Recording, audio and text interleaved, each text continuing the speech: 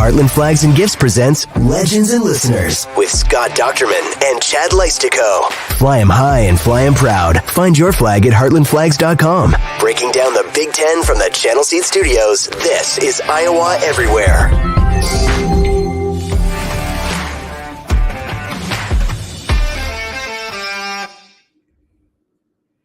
Hey, Hawkeye fans, Big Ten fans, and Iowans everywhere. Welcome to episode 30. Scott, we made it to number 30 of Legends and Listeners, coming to you live from the Channel Seed Studios here on the Iowa Everywhere Network. As always, it's Chad Leistikow of the Des Moines Register, Scott Dochterman of The Athletic.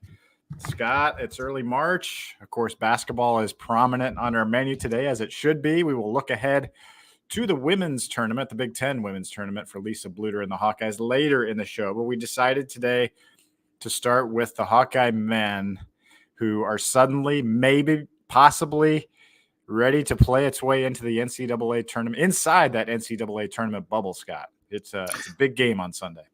It's a tremendous game. And this is something that we didn't really expect. I certainly didn't expect a couple of weeks ago before the Wisconsin game. I thought that after their couple of losses to Penn State and Maryland, and then, okay, this team's kind of tapping out. And instead, we've seen a real growth in this program the last few weeks. I mean, to be able to not only, beat Wisconsin in overtime, go to Breslin Center and win their last two games, and their only loss that 5-game stretch was at Illinois, which we've seen it for 40 plus years. And it happened 60 plus years before that, Chad, where good Iowa teams go to Illinois and die. Yeah, no kidding. But conversely, good Illinois teams have come to Iowa City and died too. I mean, in fact, it was really funny when the Tom Davis era ended. It was almost like, the teams were almost identical in win-loss against one another, and the percentages were always like 90-10 as far as who did what on road and at home. And this week, there is a ton riding on it for Iowa, as you said.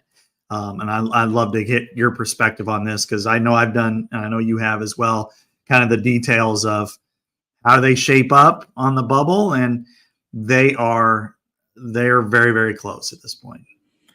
Yeah, I mean, I think if you stack up Iowa's resume against others that are on the perceived bubble, it looks pretty good to me. I mean, Seton Hall, for example, a great example is Seton Hall. That's a team that's pretty much in the same vicinity as Iowa, and Iowa has that head-to-head neutral win against the Pirates. I think, honestly, I think Iowa's resume is better than Villanova and Michigan State, which are currently kind of projected to be around a 10 seed in the tournament. At best right now, you're seeing Iowa as the play-in game. First four in Dayton as an 11 seed. But, I feel like that's where they are going into this game. So my point being, even if you have them outside the first four at this point, they're like hovering on the edge of it, pretty much consensus. And you just compare some of the other teams here. There's a lot of teams that are fading, and Iowa is not fading. And then if you add, arguably, Scott, the signature win of the season, you could maybe argue that at Michigan State was a signature win, but this is not a great Michigan State team this year. This is not a great Northwestern team. Those are two quality road wins. But Illinois, with Terrence Shannon, is a really, really good team. I mean, they're 12th in the country. I want to say they're 12th. Yeah, they're still 12 in Ken Palm right now.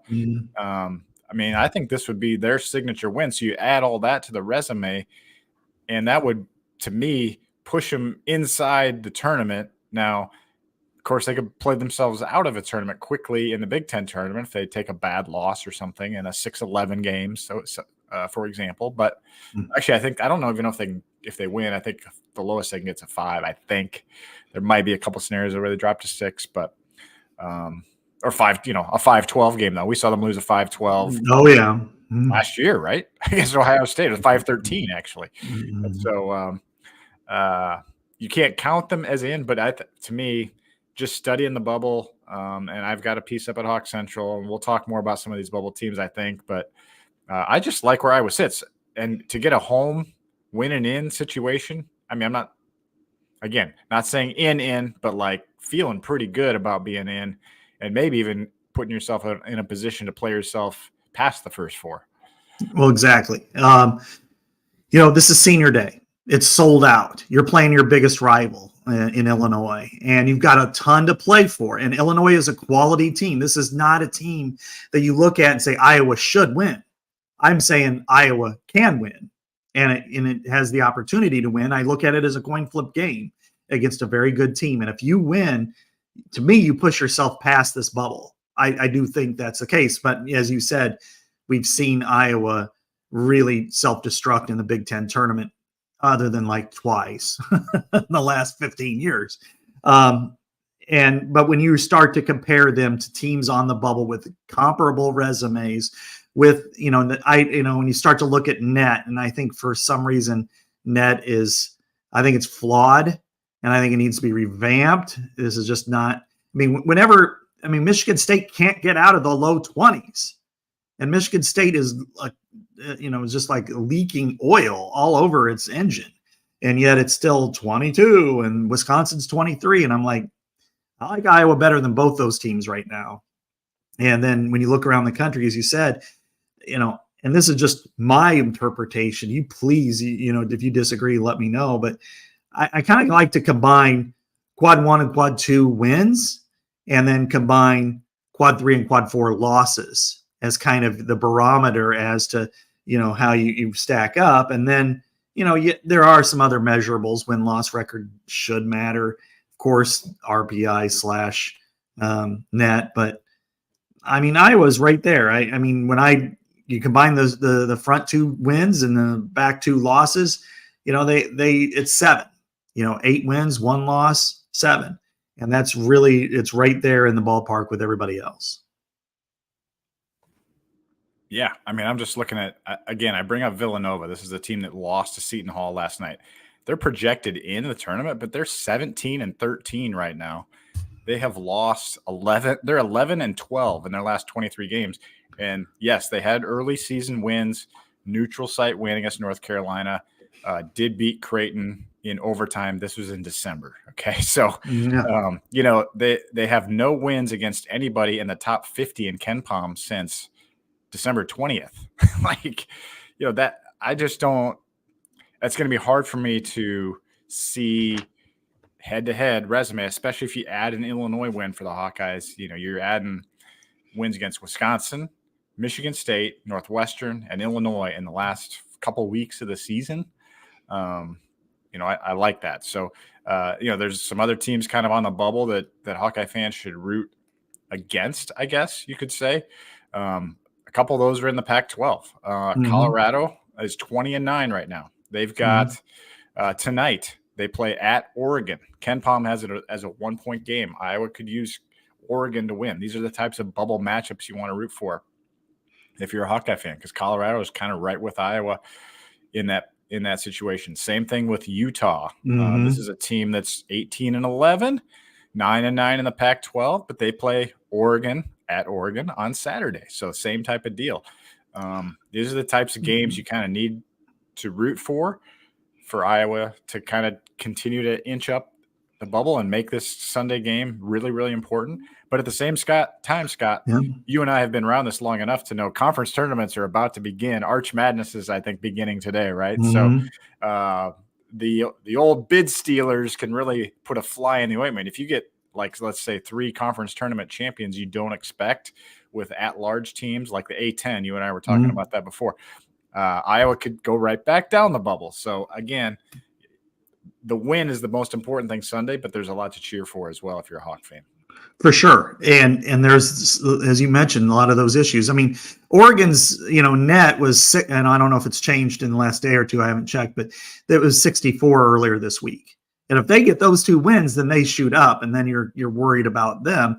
In some ways, you just say you kind of almost root for one team, just clean house, and then the others fall, because then it's like, well, then at least they're getting in. And then, as you said, a couple of leagues that are in that bid stealing that you've got to be cognizant about, the A10, the American, even the Valley. And, and like the A10 right now, there's probably 2 one is probably in, and that's Florida Atlantic. 2 would be SMU, who was at 50 in the net. But then you've got teams that are capable, like South Florida has been ranked, but it also has a net of 79. So that's really kind of a weird area. When Memphis is 71, and then you look at Dayton and the A10, they're clearly in. But if they're upset by everybody's favorite team, Richmond, from a couple of years ago, then Richmond's in and Dayton's in. So that takes a spot, and you have to be careful with that. And that means you've got to play above. And that's why a win against Illinois, whereas today, based on everything we know, Iowa's resume should be strong enough to get in. Knocking them back a little bit would put them on that line. And then there are other teams, Pitt, Virginia Tech, Virginia itself, South Carolina is to me should be in without any question, but its net is low. So, and then how much are they going to use the net versus other types of measurements? So I think overall that's something we have to be cognizant of. Iowa fans have to be cognizant of. And as you said, today starts the Valley. Yeah. Drake is on the bubble and competing with Iowa. Right. If Drake wins out, Indiana State becomes there, and Indiana State's number is pretty high. I mean, it looks like it might get in regardless. So you might, and I don't know how people are in Central Iowa, Drake versus Iowa. I think over here it's more of a, okay, they don't root against Drake. It's kind of like you don't really feel like you want to either. Yeah. So I look at a lot of bracketologists. One guy that we use a lot at Hawk Central because he has ties to our network is Shelby Mast, and he always does a really good job. Currently, he has Iowa as a last 4 in, along with Seton Hall, Virginia, and St. John's.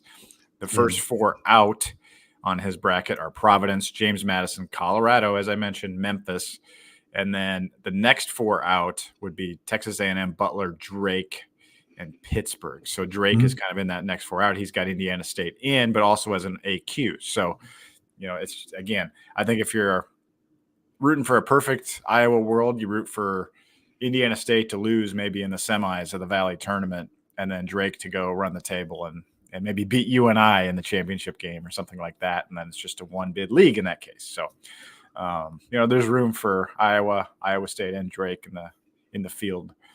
Potentially. It's fun. I love talking about this kind of stuff. Ever since I was a kid, I've always really been into the NCAA tournament. I used to draw out the brackets on a piece of tape pieces of paper together, draw them out on the, as they announced them, Yeah. I do my own, so, just to try to measure it out, if nothing else. And this was part of this exercise that we do, and, just to figure out, okay, now where does Iowa sit? And I had them among 8 or 9 other teams for about 3 spots.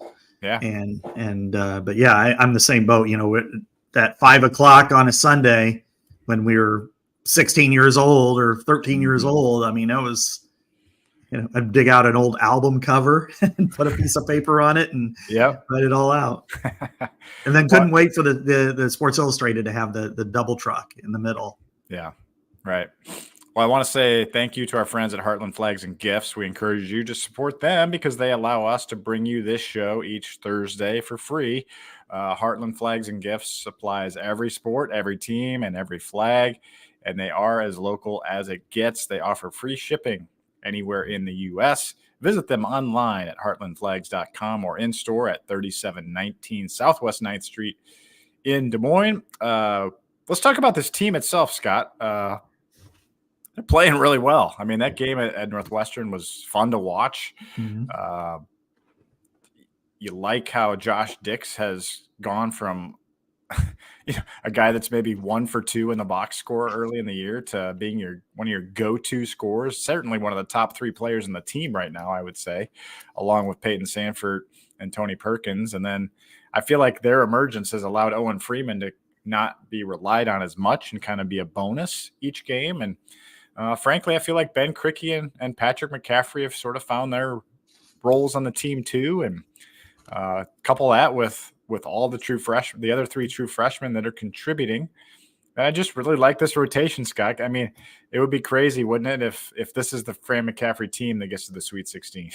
It would be crazy, but there are a lot of things, and I haven't exactly been showered Fran with praise over the years, but I do think this is his best coaching job, and the reason why is because each and every year we've seen this team for a decade. They've come in with a player that you knew that they were going to build their team around, whether Luka, of course, or Jared Uthoff or Aaron White, on and on and on, Keegan Murray. They didn't have that this year. They had a bunch of guys that were kind of pieces from the past, and now they've had to build this organically, and now they're connected. They were not that way at all back in December. They lost a lot of games, Michigan and Oklahoma and on and on. And now you're seeing a team that really understands its roles. The players do. In the last 2 games, Chad, they have 58 baskets, 47 assists. That's really impressive. That's sharing the ball. That's finding open people. When you look at Josh Dix, I'm not sure I've seen a player ascend the way he has over the course of a season. He had his 3rd straight 20-point game. He was 9 of 13 shooting against Northwestern. But on top of that, he's always been a really good defender, and he's maybe as good of a backcourt defender as Iowa's had. And then it's also allowed, Peyton Sandfort to continue to shine, do what he does well. Big Ten Player of the Week, long arms, shoots these threes. He's had 4+ 3-pointers in 9 different games. And as you said, it takes the pressure off the other players who are performing at a higher level. Tony Perkins, he still plays his game, but he doesn't have to be the guy every single night. And Owen Freeman, it's easy. I won't say it's easy, but you can take a freshman big man out sometimes, get him in foul trouble, come right at him, and he just struggles to find it. Now it's not, they can't quite do it that way. So I love the way they're playing. I think they are playing themselves into the tournament, and they're playing with a lot of confidence. Last year, I didn't think they had any confidence going into that tournament. I think they just, hey, we're a tournament team, and that's it. This year, they're the type of team nobody really wants to look at. It's like, God, we don't want to play that team. They're playing well. They're playing with confidence. There's not one score that we got to focus on. We got to focus on all of them. And that's a welcome sight after what we saw, which was take one step forward, one step back almost for the first, 15 months of the season. Good stuff there. 25 assists, 5 turnovers at Northwestern. That gives you an example of how clean this Iowa basketball team is playing. And a lot of guys hit clutch shots in that game. Josh Dix, Peyton Sandfort, Tony Perkins, Patrick McCaffery hits the big corner 3. Speaking of Patrick, he kind of made some waves yesterday, Scott, with his quote. This is from Tyler Tashman, which has gotten tons of views on Twitter. Patrick said, "I would hope it's pretty good about the crowd, but I don't know. Our crowds have been pretty bad most of the year with the exception of a couple games. So who knows? I hope it's good." First of all, I love Patrick, and I think he's spot on. And I think based on the reaction I've seen, like 75% are like, yeah, good point, Patrick. The crowds have been bad. And you've written about that, Scott, this year. Yeah. And it's going to be better this week, but still, I have no problem with what he said. Not at all. He said what he felt, and we shouldn't penalize anybody for doing that. And the crowds have been bad by Iowa standards. There have been some games. The Maryland game stands out for me, Chad, more than just about any other. It was a midweek game, and what we hear from a lot of fans are excuses. There are reasons, but they're excuses. And they're consumers, so they're right to say what they feel and how they want to do it. But had Iowa had a decent crowd for that Maryland game, they win. But when Maryland, it was a tie score going down to the end, that's when your fans help you out, cheer you on, get some energy to the arena, force them to miss a shot, force them to foul you, and you can squeeze out a 1-point possession win instead of a loss. I don't have a problem at all with what he said. Now what I do think is important going forward, because this is the last game and it is sold out and it's against their arch enemy. But I think that what's important going forward is not just blame fans. How do you engage them? How do you bring them to the arena? How do you get them excited about Iowa basketball. You just can't roll in today's world. You just can't roll a basketball on the floor and say sport or Hawks. You're going to have to find ways to make it an entertainment maven, and women are going to have to do the same thing in the future. But I think that's going to be it's going to be Beth Getz's charge. It's going to have to be marketing's charge, and it's also going to have to be Fran McCaffery's charge, because again, I don't have a problem at all with what Patrick said, but I think there needs to be, how do we engage our fans to make them feel more valued at the arena, and that may encourage more to show up. Yeah, I mean, as always, ticket prices for men's games, even this year, are higher than the women's games. I think that's part of it. I don't know if you adjust that. I don't know. That's something Beth Getz would probably have to weigh pretty considerably. But Tyler had in his story that posted today that Iowa averaged 12,370 fans at Carver Hawkeye last season. This year, that number is 9,987. And we know, Scott, we both know that is paid attendance. That is not butts in seats.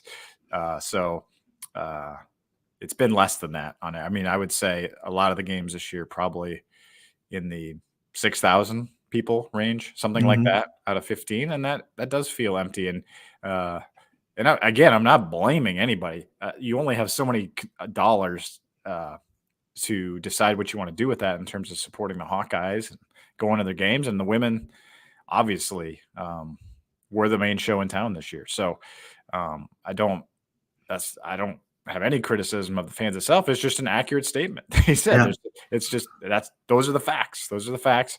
It's good to see that it's sold out. Iowa has now won, since that Maryland game you mentioned, Scott, 4 straight at home, and they have had better crowds. I think winning is the main thing. I mean, they've become more exciting. I was bored watching the Hawkeyes a lot of this year. I'm not bored anymore.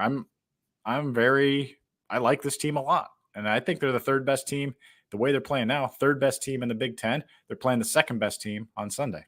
Yeah, I'm all for that, and I agree. I think the question is, and then this is something that we've heard, it's generational, about fans. Do you move the students close to the floor? Do you got to find ways other than once in a while, hey, let's throw them some pizzas. They'll come for that. That's shallow. That's weak.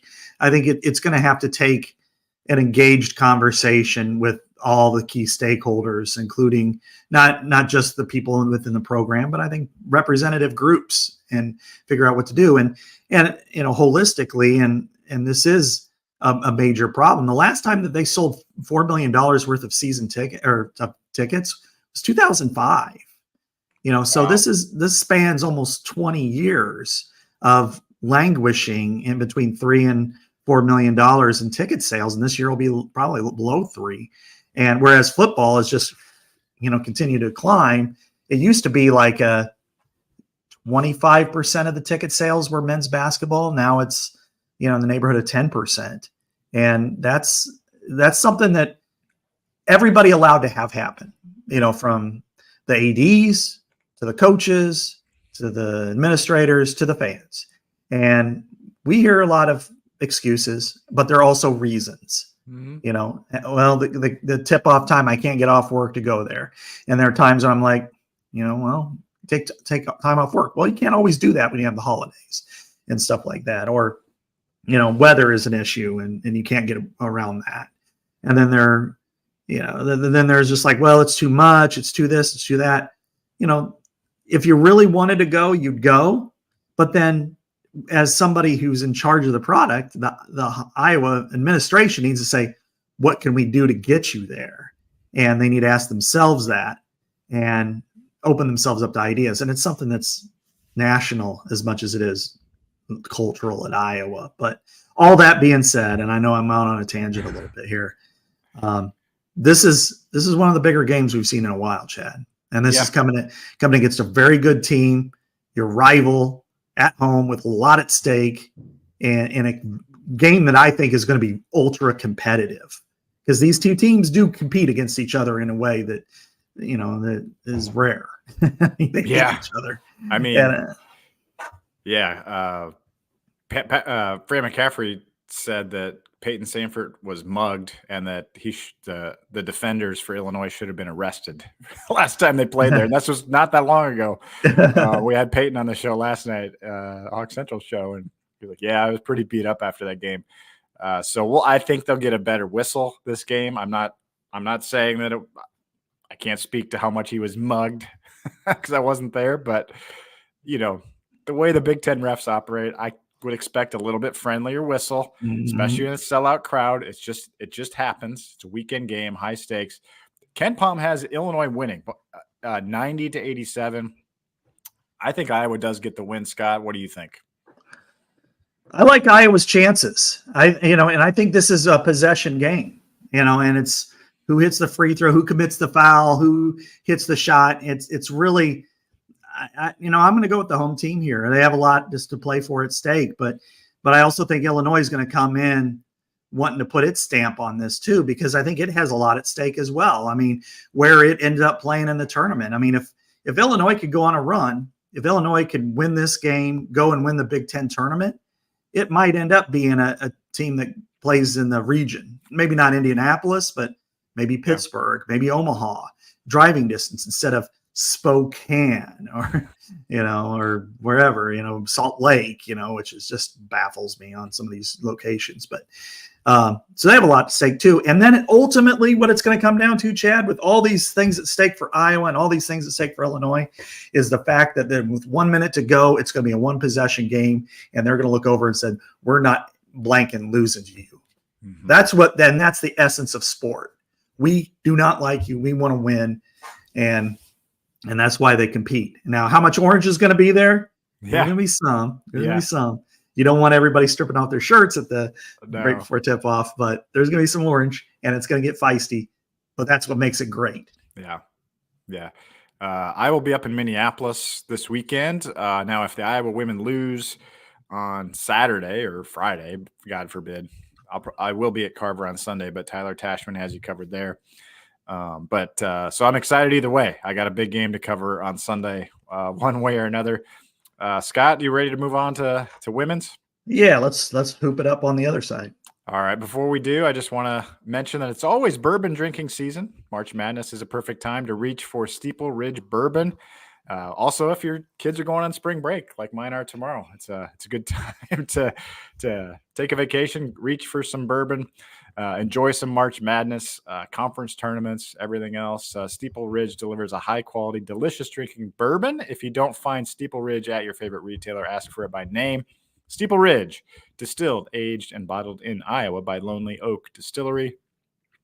All right, Scott, Iowa women, we've gotten almost a half hour into the show. We haven't talked about – I don't think we've mentioned Caitlyn Clark yet. Pretty cool that she was on Good Morning America. She's someone pointed this out to me. It kind of snuck up on me. She's only 32 points away from 1,000 this season and just needs 142 to break Kelsey Plum's single season NCAA scoring record. So that could be done, by the time Iowa leaves Iowa City in the NCAA tournament at the latest, I think. So a lot of fun stuff going on with Caitlyn. But we wanted to talk more about the team as a whole today, Scott, because it's now the time to focus on team success. This is it. The individual stuff is kind of in the rear view for the most part. I mentioned a few of the things that Caitlyn has to shoot for. She's going to be the National Player of the Year, no question about it.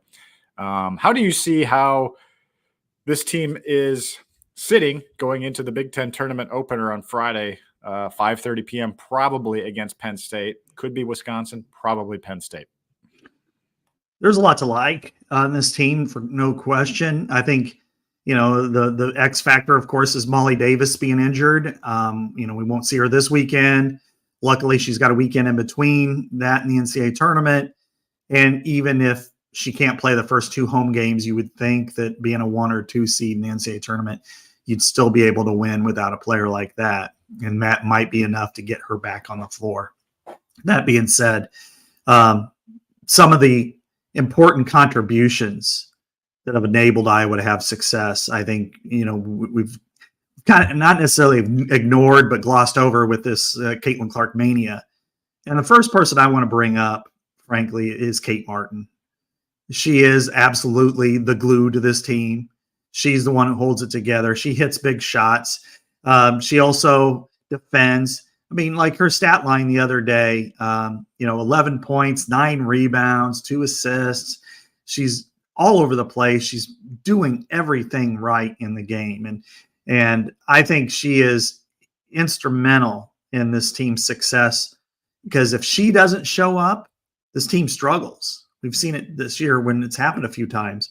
But I also think if she does, then they are very potent, and she is the ultimate traffic cop for this program. Well said.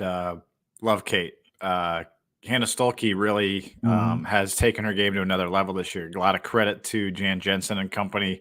We know they didn't get somebody in the portal at the 5 spot. Hannah Stuelke, not your, is more of a 4, but they've had to make her that 5 just because of the strengths and weaknesses of this team. They're more guard heavy, so they play 4 guards, and Hannah has really taken her game to another level this year. She gets second team All Big Ten. I mean, I think people forget she was dealing with a knee injury first half of this year at least, and kind of playing hurt and missed a few games. She missed 4 games total. Didn't start 7 games. So she's coming on. I mean, I think she had, what'd she have against Ohio State? 23-9, maybe? It was just kind of like it's like a quiet, I mean, that's a lot of dang points.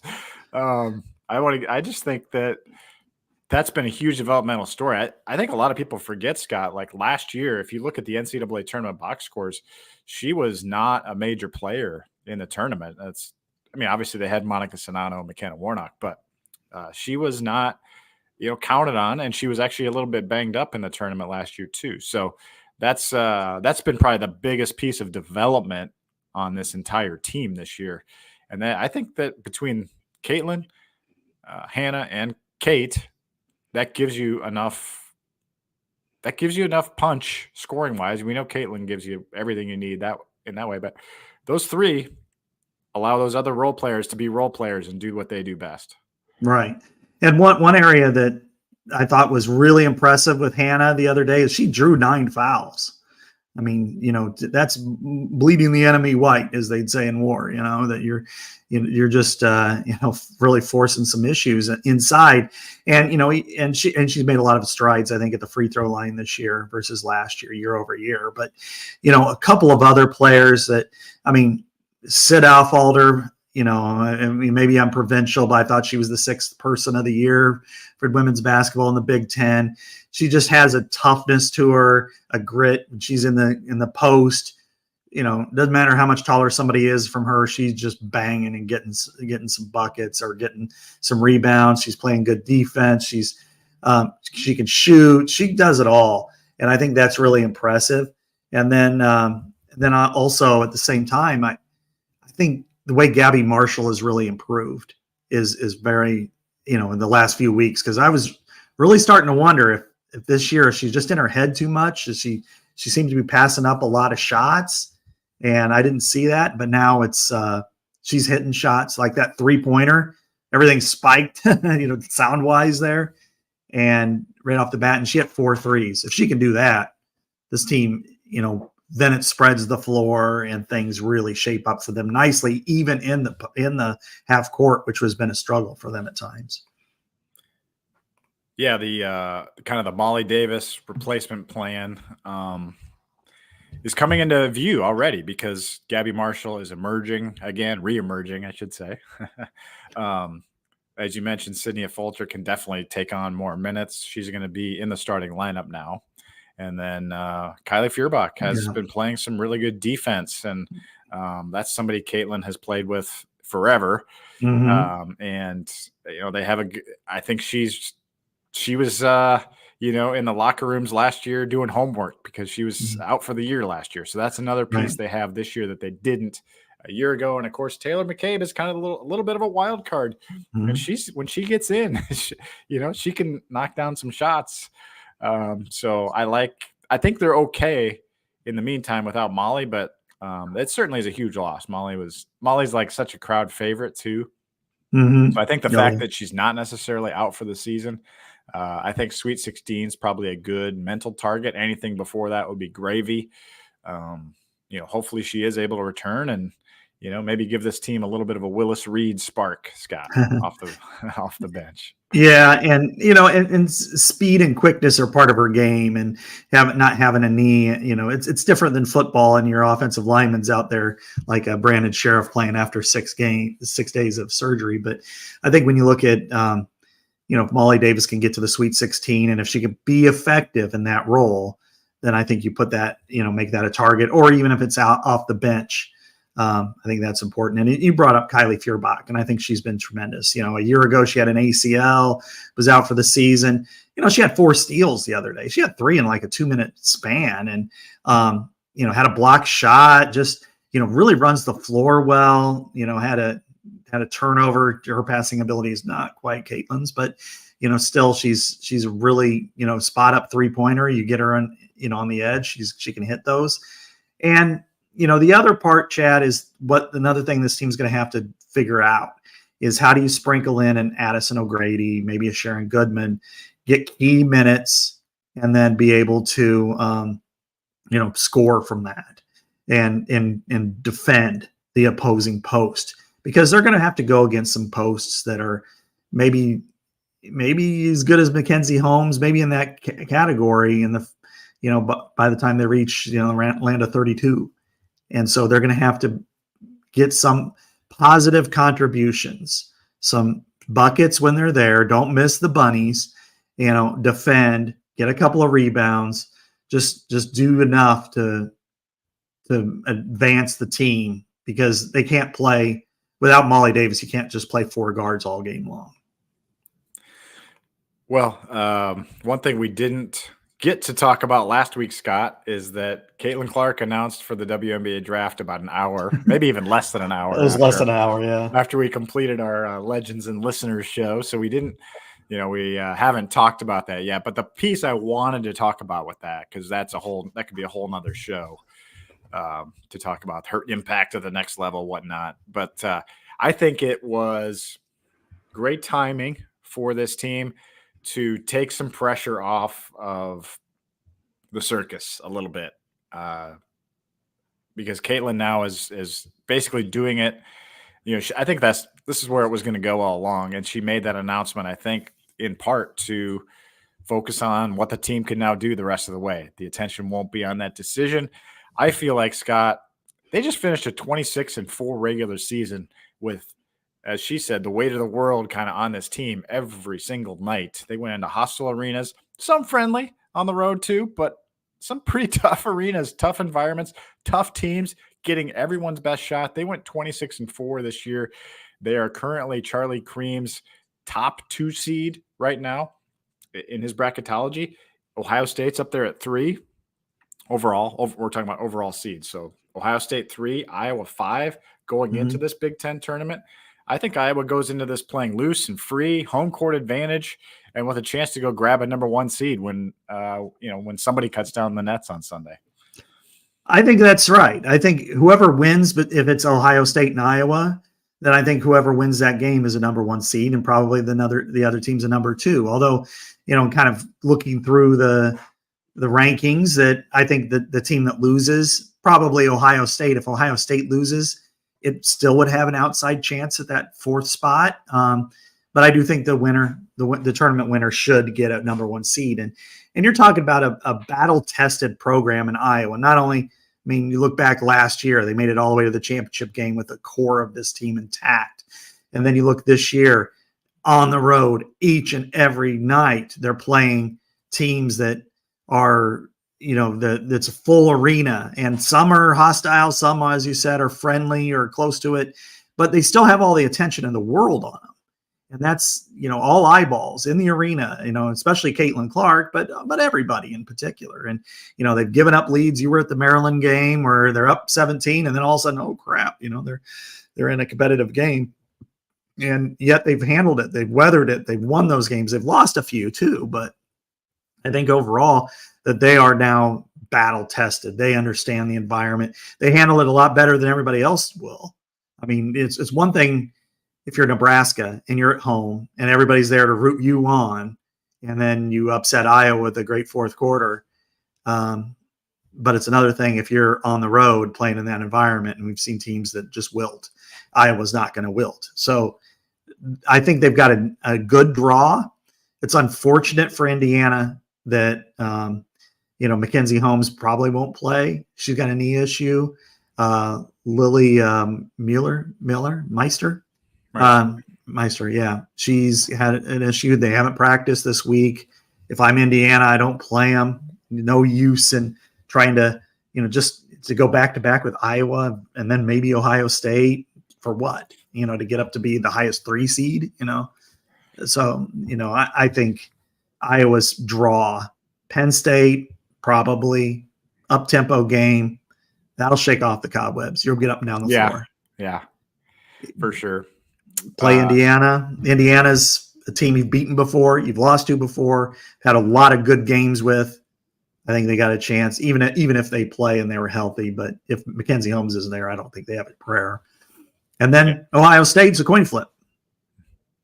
But you're playing at home, basically. Yeah. Right. They played really well, though, I thought, on Sunday. They did, yeah. They hit a ton of threes, and and Iowa still beat them by 10. So, yeah. Right. It'd be fun. I'm looking forward to it this weekend. Caitlyn Clark, it's crazy, 9-1 in the Big Ten tournament. Because when she was a freshman, she took them from the 6th seed to the championship game. Then they got to the Sweet 16 that year, the COVID year. And then 3-0 and 3-0 in the Big Ten tournaments since then. And so pretty she's battle tested too. I think she's going to be ready for this. Yeah, I think tournament and ready to let it loose, man. This is what you play for, and I expect her to rise to the occasion. I know you wanted to talk, Scott. We didn't get much combine time last week to talk. You were at the combine as we did our show last week, but you want to talk a little football. I'm going to lean on you for the football conversation here. The one thing that intrigued me when we talked in our pre-show little conference was you heard some stuff about Caden Proctor. You got some intel, I guess, while you were at the combine. I don't want to say I forget about Caden Proctor, but like when I think about spring ball, like that's going to be one of the most fun things to write about this spring is like the development, the acclimation of Caden Proctor, your left tackle, into this offense. Yeah, for sure. And I think, and I can only imagine that, the people at Fortress Kinnick are thrilled with the Caitlyn Clark phenomenon, because then they don't have to have any, there's just no eyeballs, no attention, very few little discussions about them on the message boards or on Twitter. For the first time, we haven't had what about Brian Ferris, that kind of stuff. So now we've got, but with Caden Proctor, I wanted to talk to a couple of his teammates. And when I was in Indianapolis, and I talked to J.C. Latham, who was going to be probably a top 15 pick, right tackle, so this year's Darnell Wright. And he's, I wanted to say what was it like for him. And he said, playing as a true freshman at the University of Alabama was no easy task. And I respect him for what he did. And I know there was a lot of pressure there, and he handled it great. He stuck with him and Tyler Booker, another veteran. And every single day just made sure that we were doing what we could to help him be successful. He did everything he could, and I hate that he transferred, but he was one of the hardest working guys I know. And I think that's quite a pledge. And then I also asked an edge rusher who had to go against him in practice, and Chris Braswell, and he was like, hey, for his age, you don't see a lot of freshmen come in as talented as he did. And I think that speaks a lot to what Iowa is getting. We knew that, but sometimes when somebody's local, you don't know how they project nationally. Like I would say even the case a little bit with Caitlyn Clark, that we know how good she is. We talk about her. But when you start to go elsewhere and people are talking about her, then you realize how big it is. Well, that's kind of the case here a little bit with Caden Proctor, that we think he's going to be good, but then to hear it from his former teammates who are at the combine, one's going to be a first rounder, one's going to be a second rounder probably. And to have that kind of praise for him, I think speaks to he's going to be the guy. And I noticed that both he and Trevor Lauk have number 74 on the roster. So I wonder if they're going to have like an arm wrestling match for that or what. But yeah, right. The whole offensive line changes with him now. Yeah, right. I think it gets dramatically better. Yeah, that's exciting. I mean, that'll be fun to write about. And spring football practice only about 2 weeks away here, Scott. I want to say maybe 13 days. Yeah, right. Yeah, it's coming. 13 days. Yeah, it is coming. Pro days even less than that away. So Yeah. anything else? Again, I wasn't at the combine. I know you did a great job over there. I know it was busy over there, but anything else you learned from maybe a Hawkeye perspective that we didn't talk about last week? Couple of things I'll start with about tight end U and Brock Bowers watched a lot of Sam Laporta, both in college and in pros, and tried to figure out how do we incorporate this into our offense. So it is kind of funny when you think about it. Really, Iowa offense at Georgia, but yeah, that's they liked the way he played, and they tried to figure out some of the things he did. And as we know, Sam was a second rounder, but he played like a first rounder last year, and I think that's interesting. I talked to a couple of people about Tim Lester. One person who kind of described the quick turnaround on his hiring, which was really fascinating, that knows him well, and said that it just kind of came together really quickly. And then once he came in, he started talking about how some of the offensive things he would do that the Green Bay Packers did, then that's really what sold Kirk. Kirk wanted more of an NFL style, and he got it with Tim Lester, and Tim kind of evolved a little bit from his Western Michigan days by going to the Green Bay Packers. And so I think a lot of that, and again, when you're in an interview, you sell some of the things you can sell and then, do whatever. But the tight ends, the two tight end approach that Green Bay took last year with those two rookies, I think he's going to do that pretty strongly with Iowa. And then one player that really stood out, he already talked when we talked, but is Logan Lee. And he had a tremendous combine. I mean, just an amazing combine for him. Is one of his 40 runs, or his was it I think it was one of the drills. I want to say it was the not the shuttle, but the other one, 3-cone. 17th best at all time out of a defensive tackle.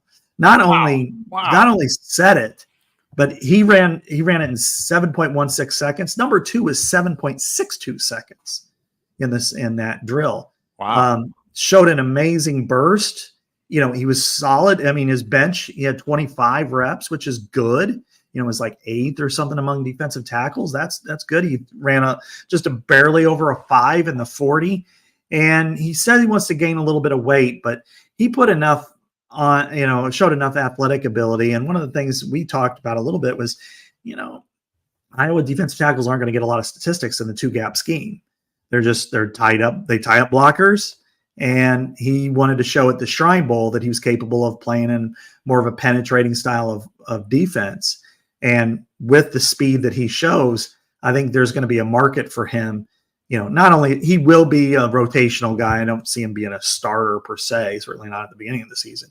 But I think he showed enough to where somebody that runs a different style of defense that maybe wants that 3 tech who can penetrate, that he's in that ballpark. And a lot of people want him also as a 5 in a 3-4 type of scheme. So Logan Lee, the market I wasn't sure about, he proved that there's a market for him. And finally, talking to Torrey Taylor, who's the only reason why I stayed around till Saturday, could be the highest drafted punter in 20 years. Last time a 3rd rounder was taken at that position, and there's a huge market for him. Pittsburgh, Green Bay, Chicago, Washington, some other teams, but I wouldn't be surprised if it's Pittsburgh, Green Bay, and Chicago who one of them pulls the trigger really early, 3rd round, because he's just that good. Yeah, and he's battle tested in all kinds of weather conditions, Midwest weather. So will Logan Lee get drafted? Yeah. Oh, yeah. He's going to be drafted for sure now. I mean, I saw one rankings that had him like before the combine, like around like 290th pick, which means maybe if somebody likes you, no, that's like out of the draft, but gotcha. It's like if somebody likes you, then they'll throw you in there. But now he's in the low 200s, and which means 6th round territory. And again, his position is going to be more like what you see is what you get with Logan Lee. If if a team needs a 6th rounder to stick, he's your guy. It's like, and we've seen that before with teams. Sometimes if a team has 48 guys that they already know are going to make the roster and a couple of their higher draft picks, and they only got space for like 3 to 4 other guys, then they'll take a flyer on somebody. So maybe somebody's been hurt, somebody who's damaged goods or character issues. But then there are other teams that are cash strapped and they need somebody to make the team. And Logan Lee's that guy that, hey, high character, tough, hard nosed, will work. Maybe he doesn't have a ton of upside, but he can walk right in and make the roster and do what he needs to do. Yeah, probably underappreciated Hawkeye from the last 4 or 5 years. So that's good to hear. Logan Lee, I always enjoyed talking to him on Tuesdays, and enjoyed talking to Tori for sure. And, excited to see Cooper still first round. Cooper Jean? Okay. Yeah, he's not going to work out until after the pro day. He's not even going to work out at pro day. Oh, he's not? Okay. No, because and it makes sense. I mean, he just started running full speed again the week before the combine. And when you're talking about a defensive back, especially one like him, because people are, well, should he be a safety? Should he be a corner? Should he be a nickel? Whatever. I mean, if he was to run a full speed 40 now, maybe he runs a 4.5. And that'll cost you millions. That'll cost you, and literally millions of dollars if he goes from being, say, a team at, like Pittsburgh, I think is 20th or 19th or 20th. And they go, well, that's just not quite fast enough. And then he goes to 29 to Detroit. I mean, that is significant money. Or if he waits, and then come the second week of April, he runs a 4.39. Then everybody's like, we're going to need to move him up the board. That he's faster than I thought he was. So that's why he's doing it. But yeah, I still see him as a first rounder. And if they pass on him, everybody's an idiot. Good way to end the show. Everybody's an idiot. Scott. Just put that in the tweet. So anyway, thanks, Scott. Good show today.